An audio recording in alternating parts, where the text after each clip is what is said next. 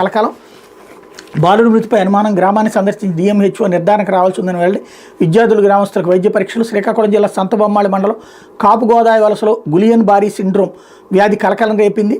ఇటీవల గ్రామంలో వాతాడ యువంత్ అనే 10 ఏళ్ల బాలుడి వ్యాధితో మృతి చెందాడని ప్రచారం జరుగుతుంటుంది. గ్రామస్తులు భయాందోళన చెందుతున్నారు. మహారాష్ట్రలో వ్యాధితో చాలామంది మృతి చెందగా ఇటీవల తెలంగాణలో కూడా వ్యాధి లక్షణాలు బయటపడ్డాయి. ఈ నేపథ్యంలో కాపుగోదావరి వలసలో ఈ వ్యాధికి సోకి బాలుడు మృతి చెందాడన్న అనుమానంతో జిల్లా వైద్యాధికారి బాలిమురళీకృష్ణ ఆధ్వర్యంలో వైద్య సిబ్బంది బుధవారం గ్రామాన్ని సందర్శించింది. బాలుడి తల్లి రోజా నుంచి వివరాలు అడిగి తెలుసుకున్నారు.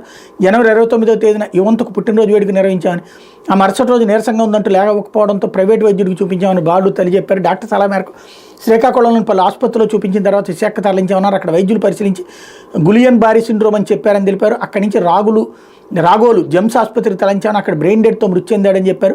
బాలుడు నేత్రాలు ఇతర అవయవాలను దానం చేశామని రోజా తెలిపారు. అంతకుముందు ఏమైనా వ్యాధి లక్షణాలు కనిపించాయని వైద్యులు అడిగి తెలుసుకున్నారు. బాలుడిని నిర్వహించిన వైద్య పరీక్షల నివేదికలను పరిశీలించారు. అనంతరం వైద్య బృందం గ్రామంలో ఇంటింటికి వెళ్లి వైద్య పరీక్షలు నిర్వహించారు. గ్రామంలో జ్వరంతో బాధపడుతున్న గొంతు నొప్పి లక్షణాలు ఉన్న వారి వివరాలు సేకరించారు. పాఠశాలలో విద్యార్థులకు వైద్య పరీక్షలు నిర్వహించారు.